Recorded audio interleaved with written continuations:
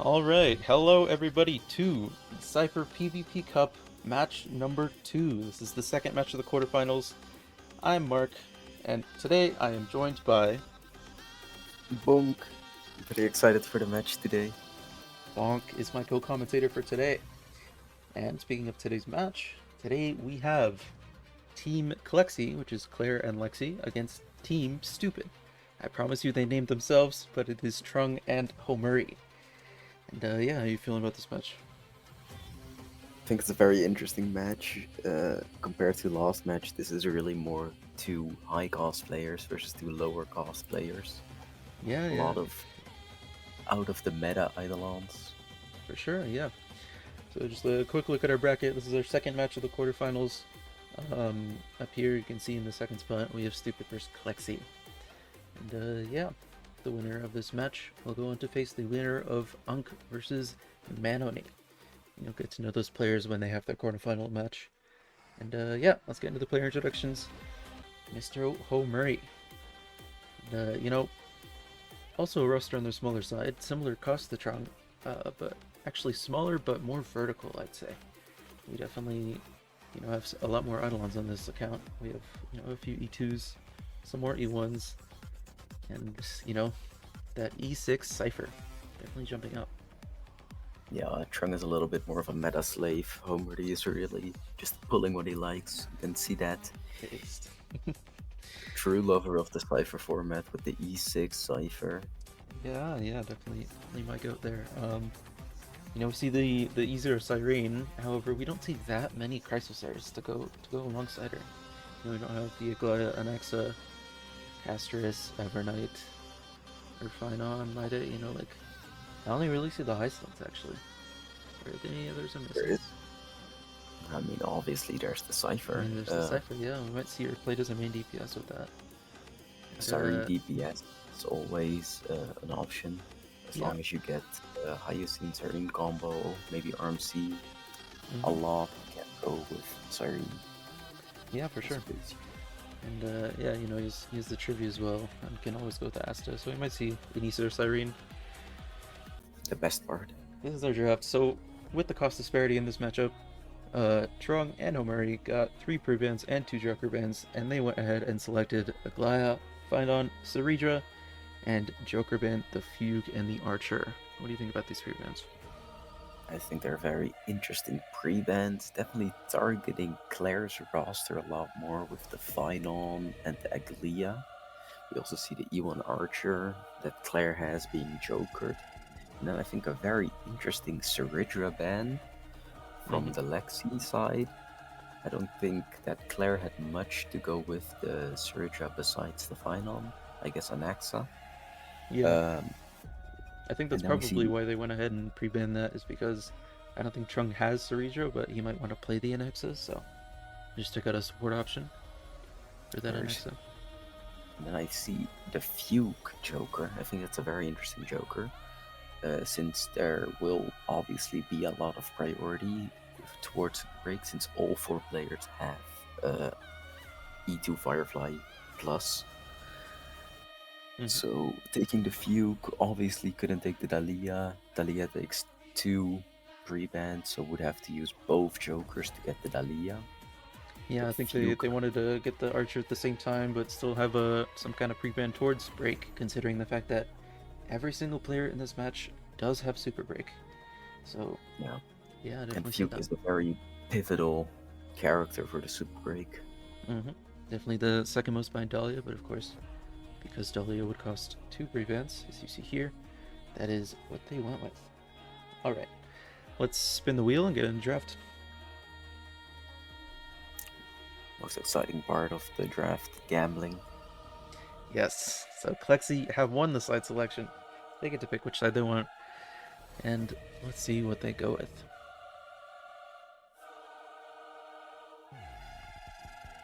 Interesting.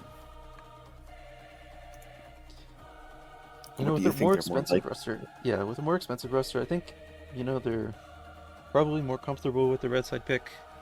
And, just trying to lock down some counter picks and stuff. So I guess that would be my prediction. I wouldn't say this MOC is too heavily favored towards one side. You know, sometimes you have MOCs where you really want blue or you really want red, but I think it's pretty even this MOC actually, so I wonder which side they're gonna go with. I actually disagree there. I think this MOC is very blue-sided, since you can obviously get the Dahlia, which I That's think true. is a very Yeah, if you have the strong. rosters that want the super break stuff, then I could see the Dahlia pick warranting a blue side. Yeah. You know, if you ban that Dahlia though, you have some strong options on red, whether you go Sparkle and Archer, or you know, some Memo Sprite stuff with Evernight or Cyrene, Hyacin stuff. Perchance a little E6 Hyacin to go with. Perchance an E6 Hyacin, yeah. We will have to see if that gets let out, or if it will just get shut down. Mm-hmm. Yeah. Yeah. I've noticed myself, I don't mind getting red as long as my teammate isn't too restrictive or overlaps a lot. Mm-hmm. I don't think the rosters for Trung and Homuri overlap a lot. Yeah, they definitely have a lot of variants. Yeah, a lot of different DPSs. I'm looking at Homuri's DPS, and I think they're quite limited on what DPS he can run. Yeah, they might hope they get a blue here just so they can lock something in. And yeah, so I just received word Claire and Lexi are going ahead with the blue side. I think Will they? I think they both, you know, might want to angle for that Dahlia first pick, as well as potentially deny some of the DPS that the other side have, considering that they're so limited. So let me just get them. Links. The blue side, there's obviously good reason to get rid of the E1 Archer from Trung, which is jokered. Besides that, there's obviously the Memo Slop. We could see a Cyrene ban, maybe Hyacin, Casterus. Mm-hmm. Yep. So we'll see these bans start to come in. They go with the Firefly first ban. Definitely trying to Firefly ban. Yeah. Very interesting. I guess we see that you know, they're just trying to take out some of the DPS that Team Stoopid have. You know, Firefly is one of the few options that they have for that side too. So I think because they have wide enough rosters, they are okay giving up some of their super break power. So their side, they go with the Hyacin ban. You know, we saw that E6, very, very strong. Probably has a lot of draft flexibility that the other side just doesn't want to deal with. Yeah, I also see that Lexi and Claire have a lot of other super break DPS in the roster. Looking at a Rappa, E1 Lingsha, Boot Hill. Mm-hmm. There's still a lot of DPS to go with the super break. Yeah, and because they managed to get that Hyacin banned, then they have free reign on a potential a potential super break pick, despite their Firefly ban. Ban Firefly into first pick Dahlia, till as old as time. True. And they go with the RMC. So this is the other side of when you're drafting with an expensive team. You want to make sure you can get cheaper supports so that, you know, you don't overcost and end up having penalty cycles. So yeah, sometimes we see heavy RMC priority from expensive teams like this. Yes, with a high cost roster with a lot of E6 units, I think RMC is a high priority unit. Obviously, it's very easy to go over the 10 points, especially this MOC. I think we've seen a lot of teams struggle to stay within the 10 points while still maintaining draft flexibility and strong teams. Yeah, for sure. So yeah, they've set themselves up for any number of strong picks after these two from Trung and Homuri. And I think, you know, just with the FF ban, despite Dahlia being up, they kind of have a hard time picking it, so they might just let it go. And there's a good chance clexi might get both RMC and Dahlia, and that would definitely be very strong for them. very strong blue side draft from Clexi. Very well thought out. There's also obviously the Archer, which we're looking at. They could still go break, but their DPS are way more limited than the Clexi DPS. Yeah, for sure. So it might be a lot more limiting to lock it in already. Yeah, I'm not seeing, boot hill or anything like that. I also don't think I see a Lingsha, so No Budil, no Lingsha. yeah, they're probably just gonna have to Obviously. give up the Robin Dahlia, and they side do. Robin Cyrene. Interesting. They didn't go for the Archer. Yeah, they're leaving the Archer alone. I guess they figure that they have some DPS that can maybe just be functional with good enough supports, so they're just gonna let the DPS pass. There is that E6 Cipher. There is the E6 Cipher, and Team Clexi goes with the Tribby. That is an E6. Yeah, probably the E6 Tribby for Lexi. Definitely. There's only one Tribby on the roster. Oh, yeah. Claire does not have Tribby on her roster. Claire does not have the Tribby. 6 Tribby. Yeah, that's definitely a support that has effectively become a DPS at E6 completely. So I guess that gives Lexi a ton of draft flexibility as for what teammate she can run with that. And one thing to note is they leave up the Dahlia, which then gets banned. Definitely pretty expected that they ban the Dahlia because it would have just been completely Jova for them if that still made it through the second bans. That would have been crazy to get for Clexi.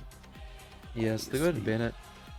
And yeah, not locking themselves into playing break, so they didn't decide to go with the Dahlia on the second pick and leave it up just to get banned. Teams not feeling confident in their super break with the Firefly gone. They will just opt to get rid of it. It's funny, we go into the match saying everybody in this match has super break, and then we have Fugue Joker, FF ban, Dahlia ban, nobody wants to play it. Yeah, you would think there's a lot more priority, but after the Firefly ban, the priority for Trung and Hummerdi really just went down. And then Clexi just opted out of the super break in order to just guarantee themselves RMC and the cheap, overpowered support, obviously. Yeah, they can't really do that much. I mean, I've seen a team with like all the super break supports in one team be able to clear, but I think you might need an E1 Fugue for that, so yeah, they probably just decided, it wasn't worth them going forward with the FF already banned, so they just go ahead and ban the Dahlia. And I do recall seeing the full super break team with Zero Fugue. However, I do think it's hard to draft. Imagine if a Ruame gets stolen. Yeah, for or they sure. just add something here and take the other two supports. Yeah, because if you pick Dahlia after the bans, then the enemy team's going to take the Runmei for free, and if you don't and you pick Runmei, then they get Dahlia, HMC, and you're just cooked either way, so definitely think it was the right decision. Could just ban the Dahlia. Not have to deal with that. Dahlia teams are also usually very cheap to draft, because she is a strong unit at E0. Yep. Also, no Dahliaites in this game. Clexi does ban Archer though, so that E1 Archer for Trung is out of the picture as he continues to lose DPS options. However, I think we might see that DPS picked right here on pick 9. Will this be the E6 Cipher, I wonder? It's either, the Cipher or the Anaxa. It's worth noting, Trung does have an Evernight and a Castress up. They definitely don't have Hyacinth, so they're a bit worse, but I think with good enough supports they can still be usable. I saw, that E1 Castress, I saw clear with RMC, Cyrene, and Gallagher that did one cycle on Cocolia. But, he doesn't have the RMC anymore, so a bit worse. He does go with the DHPT pick. DHPT, very interesting. We know that Homer has E2 Don Hang. E2 Don Hang, yeah. They continue to stall their DPS picks, so we'll have to see what they're cooking up. E2 Dunhang is not the easiest to draft, as he is a whopping 3 cost. So we'll see if they opt for that. Obviously, clexi. They could opt for that E6 facial, yes. Yeah, we do With have the arms, we have seen a lot of susless stuff. Usually they also use Robin. However, E6 facial might be able to drop the Robin. Who knows? What has clexi been cooking? Yeah, it's definitely true. And you know, we see that an X is one of the few DPS that Trung have left. So, and you know, Clexi both have an Exa. However, I don't think it's that likely that they steal the Anexa just because they don't have great teammates for him anymore. So I think that's probably why Trung and Omuri felt safe dropping the Anexa pick for now. It's because, you know, they don't have a Robin or a Cyrene anymore for that Anexa. And instead, they just lock in the dot, they go Kafka Hysolins, and just fully secure themselves a team. Well, that is a surprising pick. I didn't expect to see that, because obviously they locked in the E6 Tribby, very expensive, and I see that Claire has E0 DOT and Lexi has E1 DOT. Yeah, so I guess they might still be giving this to Claire even though it's E0. Because, yeah, you see they inputted the E6 Tribby, so I think they're still going to go with that team orientation. I think they picked that because it's, you know, yet another team deny for Omuri. He also has the Kafka Hysolins at E0. So they just continue to restrict what DPS they can play. So I think we might end up seeing the Cipher. The DPS are still open indeed. The E6 Cipher is still on the table, as well as the Anaxa. I wonder what supports they would give to what character. I feel like both the E6 Cipher as well as the Anaxa would like to be running the Cyrene. Obviously, I don't think they can run the DHBT with the Cipher. That would be a little too expensive. Yeah, for sure. I think we might see it with the Robin, and then see Cyrene DHP and Axa instead for Trung. You know, he doesn't have RMC anymore, so there's no action advance, but I think he can probably still pull off a 1-cycle. So they do like the Gallagher. Yeah, it's just a cheap sustain. Definitely just want to keep their costs low. They're probably preparing to pick the Cipher here because, you know, it's so expensive being E6. Still delaying the DPS picks though. That is true. I think, you know, with the Kafka Hysolins picked, you know, Clexi doesn't have room to steal much anymore, so they'll have to lock in one, and they do. And it's Evernight. So Evernight? It looks like Trung's gonna angle for Cyrene Evernight. I wonder what that third slot's gonna be. Now, what I'm getting from this is that that is an E2 DHBT that will be used. Maybe. I mean, it's, you know, with the Hyoscene gun, it's not like there's a great support option anyway. I think there's a good chance they just take DHBT for the stacks, and maybe we see a debuffer, or they just pick Castris and they do go Gallagher. In which case it is E2 DHBT and E2 Robin. Hela, a very strong teammate for the Tribby. This is looking like a Tribby DPS on the Clexi side for now. Yeah, with RMC and Pello. Probably see a sustain, like Bailu or something. Yes. Sustain that can use a lot of ults. Bailu does come to mind. Maybe even Natasha, who knows. There's also links for the Quantum teammate, Kanan Panakoni. Yeah. Definitely true. With that Pelagon, you know, it's maybe if Trung was trying to play, you know, duo DPS with even Cyrene, it's a teammate taken there. But I think they're probably just going to go with the Castris. And I wonder what Omuri's going to play. It could be an Acheron. Yeah, I was just thinking about that. It might be E2 Acheron, E2 Robin, E2 DHBT, which is, you know, very expensive, of course. But I doubt it. Will they just overcost? I wonder. There is a Saber there, that's worth noting. Hmm. We could run like Saber Tinyan. Say, oh, Sunday. It is Sunday, so it might be Saber. Another IDIT support. E1 Sunday. E1 Sunday. Yeah. If they, I mean, I feel like they have to lock in. They have to lock in either the gas or the DPS for Homuri. There isn't really another strong option to put with Evernight as a sole DPS. yeah, and you know the RMC's gone, so you can't really go support option. And Yeah, they do go the Castris, so it is Castris. E1.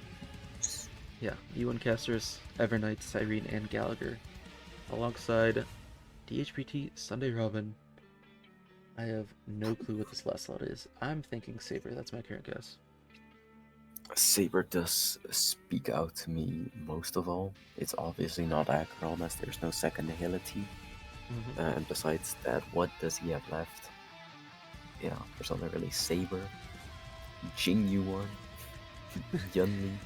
Yeah, I don't think it'll be either of those. Jinguan because it's Jinguan, but Yunli because, I mean, it depends on what side they go, but I think she hasn't been doing too well on this MOC. And we'd instead just see the Saber. And we see Clexi putting in cones, probably trying to look at their cost, seeing what they can afford to go. And we do see Fushuan locked in, the E6 Fushuan. Yeah. It's E6 Fushuan, E6 Tribute, RMC Pella. I think that might zero cycle. That Cocolia. might just zero. Cocolia. DOT is probably gonna go on Dark Sam, right? Probably. I think that does two. With no Hycelin's cone. No Hyceland cone does hurt, yeah. Yeah. It is Evo X1. Huo is not the best DOT support anymore. We do just need the attack frequency from a character like Gallagher to proc all of the Kafka follow-ups consistently. Yeah, for sure. And we see the Eidolons for Team Stoopid come in, and they are going to overcost if they pick a 5-star here. So if it is a Saber, it's a Silver Wolf actually. They Silver are at Wolf 11.5 without cons. So Silver Wolf over Saber. Wow. Interesting. That is shocking to me. it is an E0 Silver Wolf, so he doesn't have like the E1 extra ult refund or anything. And they are just gonna go to 12 cost. That is gonna be a 2-cycle penalty. Yeah, not the cheapest draft here. It turns out that the cheaper team ended up with the more expensive draft. Yeah, we do see that RMC first pick really paying off. Yeah. I'm just really curious to see, how much this Fushuan actually does. Definitely very strong draft power, only being 1 point, if this does well. However, it is Trivy. Currently, what do you think of this draft? Who do you think is gonna walk away with this match? I think it does look blue favored, obviously. It's a 2-cycle penalty. And they obviously win the tiebreaker. We will have to see. There is still the chance that blue can also overcost. Yep. They might need more than just the Tribby S1 for the Tribby team to really pop off. Yeah, we see the Fushuan can come in. So, yeah, I think 2-cycle penalty is gonna hurt them a lot, but if Clexi takes a 1C penalty, it'll make it closer. If I think it kind of comes down to how this Casters team does with the Gallagher instead. If that was a Hyacine, it's a pretty simple 0-cycle, I think, on either side, especially with that E1 Casters. Oh, don't forget that this is E0 DOT. we can definitely see some frauding of cycles, Yeah, it might especially go with 3. ice. Yeah, so we see an S5 Hyacine cone on RMC for Clexi side. Definitely a S5. remnant of that E6 Hyacine that we did not see. We see an S5 Hyacine cone. So yeah, Clexi's going up to 11.75. They are taking a 1 cycle penalty. I guess trying to lock in how good that Tribby team does. I do wonder what side the casters is gonna go and what side the Silver Wolf will go. Because I think the casters could go either side. Yeah.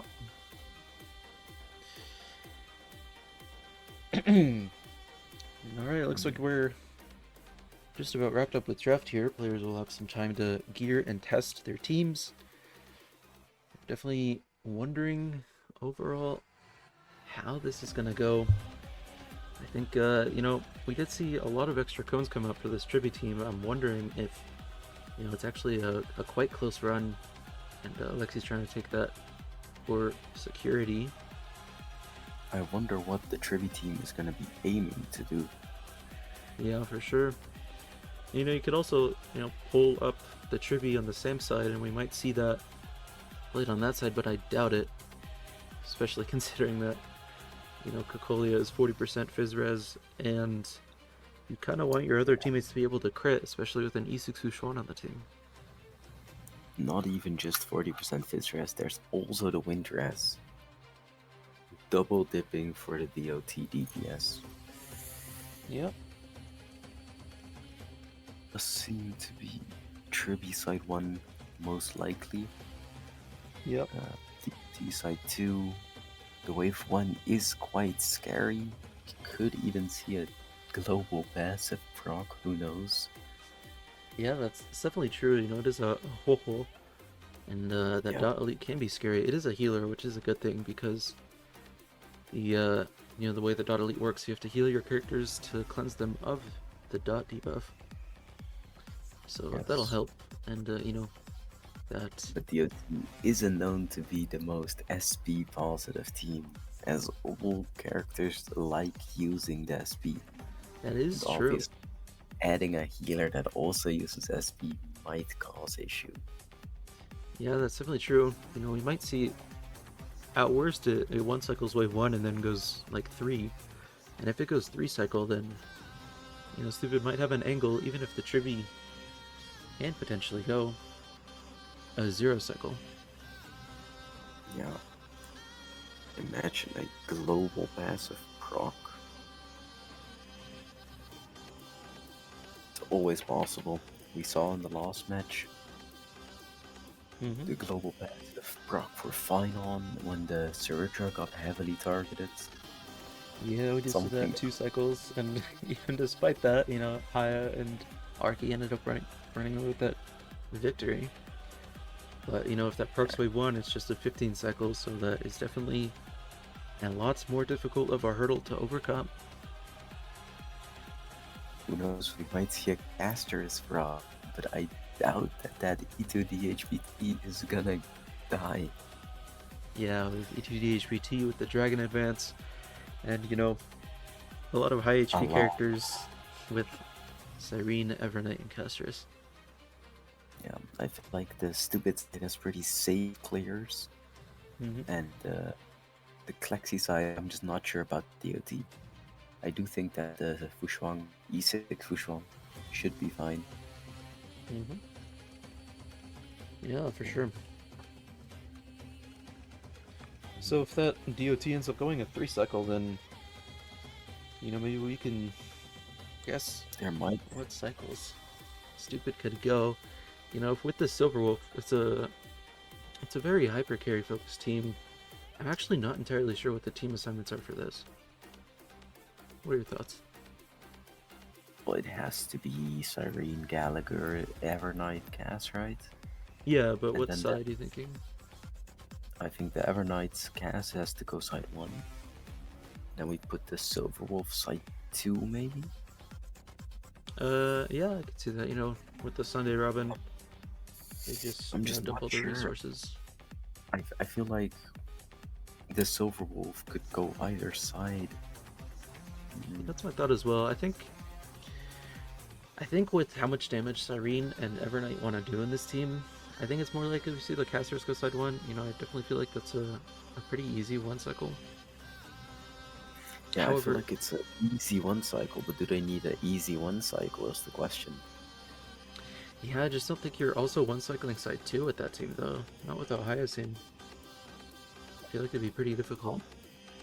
From what I have seen recently, I did see Trang run this team, and maybe it can one cycle. It did not look like it would one cycle, but who knows? He might have been cooking behind the camera.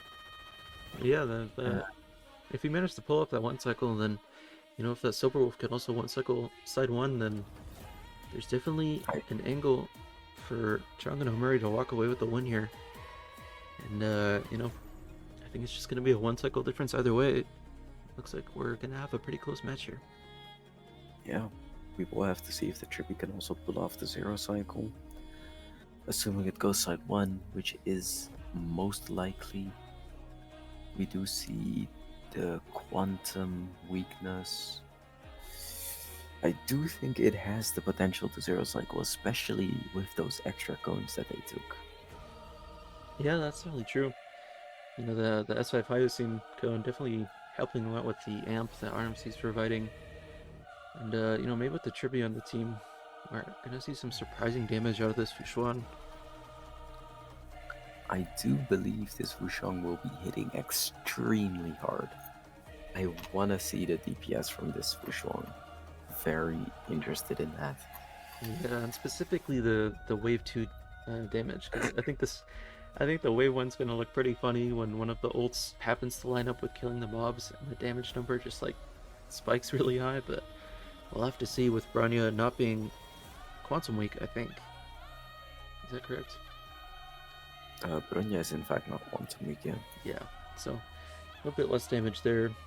And, of course, that's what's gonna matter. I think it's gonna be a very easy 0C wave 1 for that team. So it just comes down to what the wave 2 damage looks like, if it's enough to 0C. I feel like it's gonna be a zero cycle. My gut tells me. Yeah. I do think it's mostly gonna come down to this DOT team, and with the Huho sustain, a lot can happen.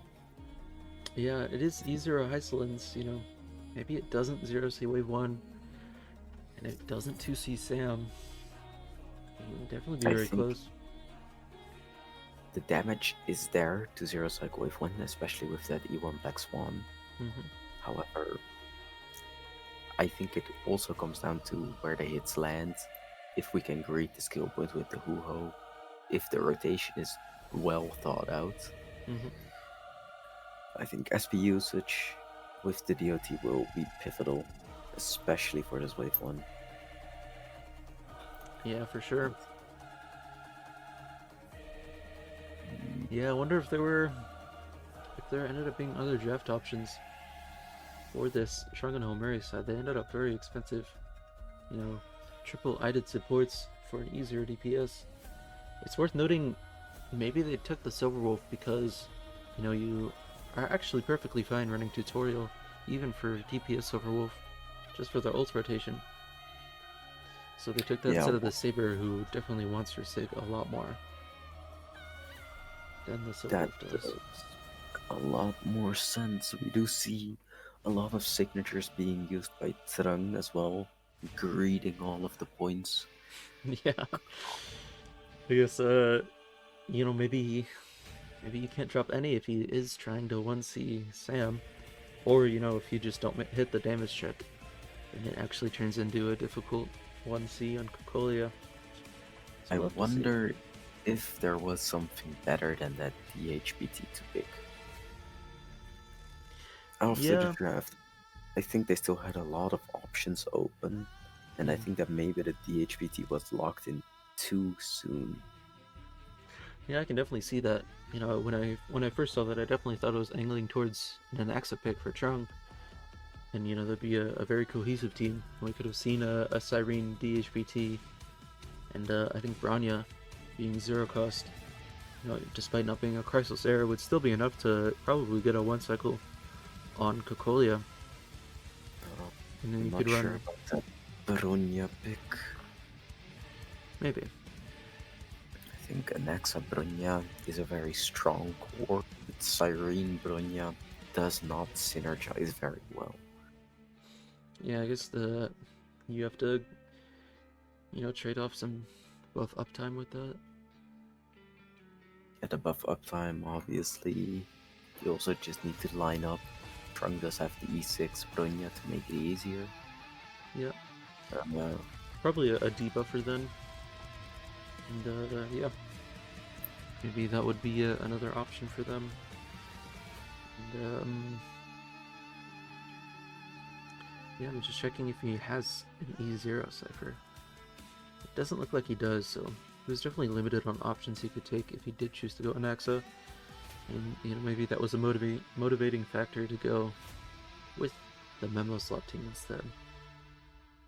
I do think that if they were to go the Anaxa, that would be limiting Homuri maybe a little too much. I also think that if they did manage to get the E6 Cipher, or if they went the E6 Cipher, that they might just be in the same predicament, where they would just overcost by a lot. I do think blue side one is ready. Yeah, that appears to be the case. Let me get this pulled up. And this should be the Tribby. Should be the Tribby team we've been discussing. And I wonder how this is gonna go.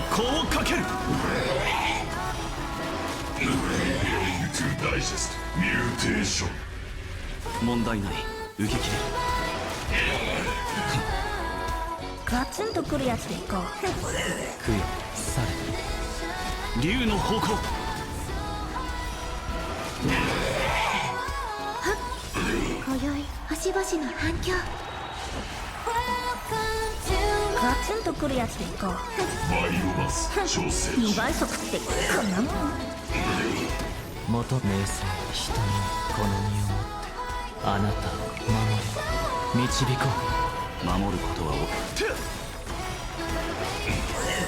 バイオマス調整中。